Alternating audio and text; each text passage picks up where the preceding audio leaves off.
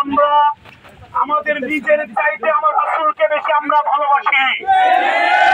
আমার রাসূলকে আমরা এত বেশি ভালোবাসি, আমরা একজন কেন, হাজার জন কেন, হাজার লক্ষ কোটি মুসলমান নিজের বুকের তাজা রক্ত ঢেলে দিব,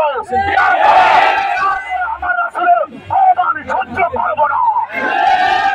আমরা বারবার মেসেজ বুঝে দিয়েছি, আমাদের বাংলাদেশের অন্তর্বর্তীকালীন সরকার থেকে শুরু করে নিয়েই যারা উপদেষ্টা মন্ডলীর সদস্য তারা আছেন, তাদের কাছে আমাদের এই মেসেজ বুঝে দিতে চাই, আপনারা কেউ এখনো পর্যন্ত বসে আছেন, আমার রাষ্ট্রের পক্ষ থেকে সর্বাত্মক প্রতিবাদ জানাতেই হবে।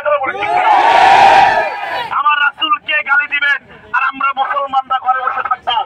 এক সপ্তাহ পার হয়েছে, আমরা কিন্তু ঘরে বসে নাই, বলে ঠিক কিনা? আমরা সর্বমহল থেকে আমরা প্রতিবাদ করেছি, আজকে আমরা রাজপথে নামতে বাধ্য হয়েছি, বলে ঠিক কিনা? আজকে রাজপথে নামে আমরা বাধ্য থাকবো না।